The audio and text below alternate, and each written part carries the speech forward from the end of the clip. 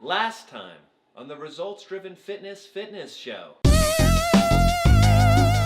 you guys that it was going to be a journey that we were going to go on together.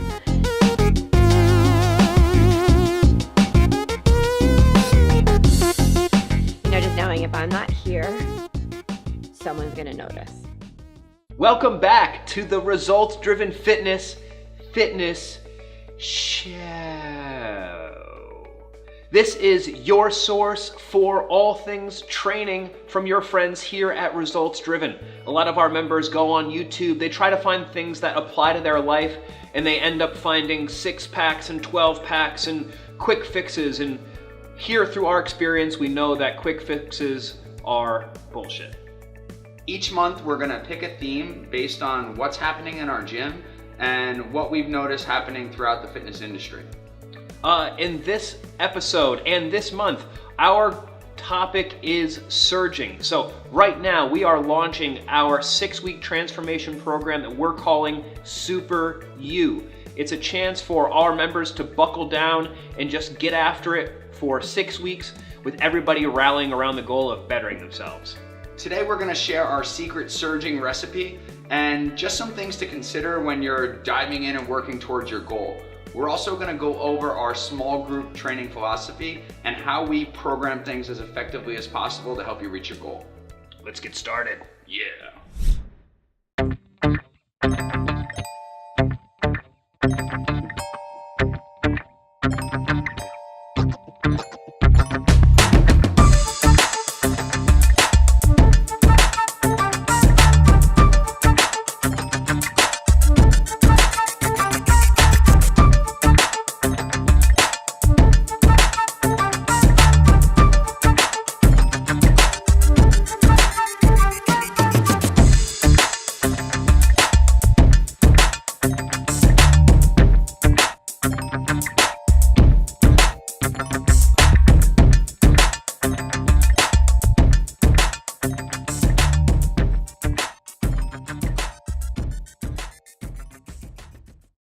Welcome back to February, everybody.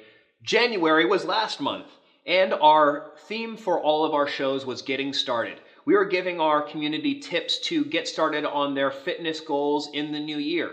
Now in February at the gym, we're launching the Super You program, which is a 6-week transformation program where all the members that are participating rally around the goal of just bettering themselves.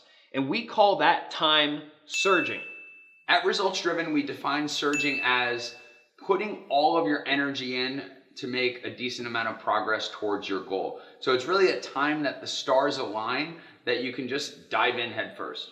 Throughout the year, we want to pick 3 times, about 6 to 8 weeks each, where we can commit to surging.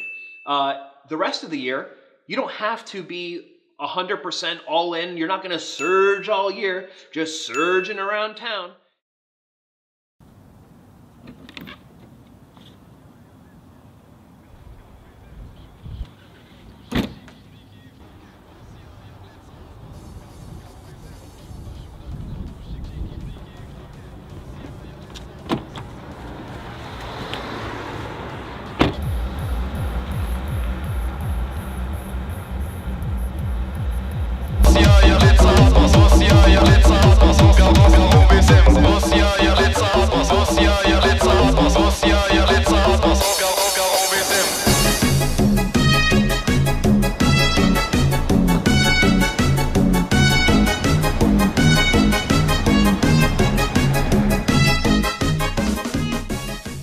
Hello, I am Sergey, but the ladies call me Serge. Nice to meet you, Serge. Nice to meet you too. You're just going to pick those small blocks, commit to crushing it, and then after that, peel back, but can keep up a little bit on the consistency and try to maintain the nutrition habits that you've locked down. For some reason, a lot of people, it's a weird combination. People think they have to go all in and they have to make drastic changes, but people also tend to think that they have to continuously be making progress. It takes a special kind of person to make small, steady progress consistently throughout the year. When I say special kind of person, it doesn't mean that that person's any better than another, it's just unique. Even here, when we have super dedicated members, there's only a handful of people that make those slow, steady steps consistently. Everybody else makes the majority of their progress in smaller blocks and then just tries to limit the damage in between. So some of the things that you're going to do when you are surging, you're going to lock down on your nutrition and you're going to prioritize resistance training. So in this episode, going forward, we're going to talk about our small group training, which is our version of strength training, which we think is the best style of training for fat loss. Small group training is a group of up to 4 people working with one coach.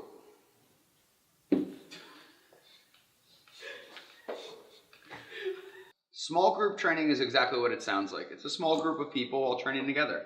It's up to 4 people working with one coach. The cool thing about it is it allows for a small enough ratio of client to coach that you can have enough touches to make progress in terms of skill and get the attention you need during a session, but it also at the same time is able to take advantage of the group dynamic that just helps people stay more motivated and work harder throughout the session. Think of small group training like personal training. It's your chance to work more closely with a coach and get the individualized attention you need. That could mean that you are somebody who has a lot of exercise experience and wants to do some more badass stuff. It could also mean that you're somebody who has no fitness experience and you're looking to get your foot in the door. Either way, you get to work with a coach who's certified, who knows what they're doing within our system that can help you achieve your goals. And the small group training session always starts with your warm-up. Everybody here starts with the functional movement screen. So the first few minutes of our session, we give people individualized movements to help work on some of their mobility or motor control deficits. Then we move into our dynamic warm-up. It helps people prime the mobility they already have, increase tissue temperature, and practice some of the skills that they're going to be using later in the workout. After the warm-up, we're warmed up. So we're going to roll into the life or core section. These are exercises or movements that kind of mimic what we do in life. We're going to get up and down off the ground. We're going to do some bridging and core work. We're going to carry some things, maybe do some Turkish get-ups. It's 6 or 7 minutes to spend just, again, increasing tissue temperature and readying your body for the next section, which is strength. In the strength section, we're going to practice some of the fundamental human movement patterns. So we're going to squat, hinge, push, pull, and throw some stuff. It's really the time where we do the majority of the work that's going to help you progress through your goal. Everything we do before it and everything we do after it is to help complement strength. After the strength section, we're almost done with the workout. But first, we want to complement our strength training with some conditioning. So we have our finisher. It's a time when you're just going to pick a move that you're good at and crush it. It could be ropes, sleds, bikes. We could slam some stuff. If you know how to kettlebell swing, that's going to be the time to crush some swings. It's 5 minutes. Typically, we either do intervals, so 20 seconds of work followed by 40 seconds of rest, or we also have the MyZone heart rate monitor system here. We'll have people work to certain heart rate zones and then rest to bring their heart rate back down before they go again to help increase their work capacity. After that, we're going to cool down. We have our restorative section.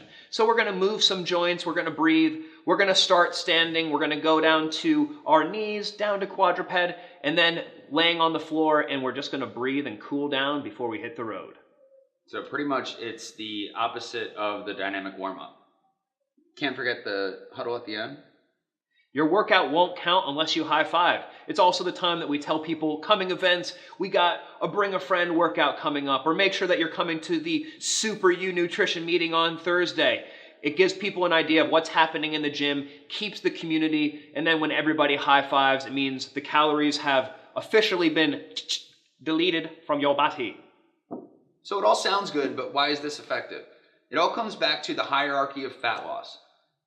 If we want to make progress, the number one thing you need to do is make steady progressive changes in terms of nutrition. Beyond that, when it comes to movement, if you have up to 3 hours a week to exercise, it should be focused on total body resistance training. And that's exactly what you get in small group training. Small group training is also effective because we're pairing upper body and lower body movements.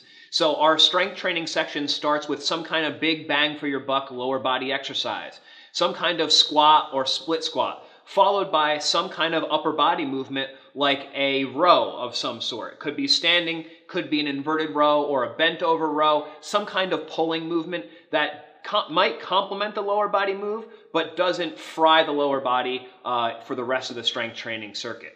It also comes down to inefficient pairings. So if you think of doing a kettlebell swing or a deadlift and then getting down on the ground and doing push-ups, it's not a flow. It's going from being upright, training multiple joints, dropping down onto the floor, doing another pattern, and then having to get back up to, say, throw a medicine ball or do some squats. It's really cool what we'll see here in small group training, especially members who have the MyZone heart rate monitor, because just by pairing those upper body and lower body exercises, people are able to take the time to get strong in those 5 fundamental movement patterns, but they're also able to keep practicing the movements too. They're not getting fried just doing one exercise over and over again. There's these non-competing movements that give the body ability to rest, but also give you the ability to practice the skill and get stronger at it. Now, some people out there listening to this might be already pretty badass and might be able to do a lot of the moves that we're mentioning. And there might be others who maybe are afraid to squat, afraid to deadlift, or just aren't there yet. It's okay, because all of our movement patterns can be peeled back. Let's say, for example, you can't deadlift, you have lower back pain or just tight hips. If we peel back to the kneeling position, stay within that pattern that trains the static stability of the hips and do something like the ropes or medicine ball chest passes, it's going to accomplish the same thing. We're working up to your comfort level, but not surpassing it and just going hard. It's a lot of fun, and it is a super effective way to train, especially when you're trying to surge. Field trip! Next episode, we're going to be going offset, and we're going to actually be going to the supermarket. We'll see how many different ones we have to go to before we can find one we don't get kicked out of, but it's going to be a fun journey. When we're trying to surge, nutrition is key. So we want to help you build the perfect shake for you. We're going to give you a few different options of fruits and things that you can add to give you all the nutrients that you would need for one super awesome snack. Thank you for joining us again for the Results-Driven Fitness Show. Hope you can use some of this information and take it home and become more of a badass than you already are. I got nervous. I thought he went double thumbs up, but he just got a little bendy. It's close though.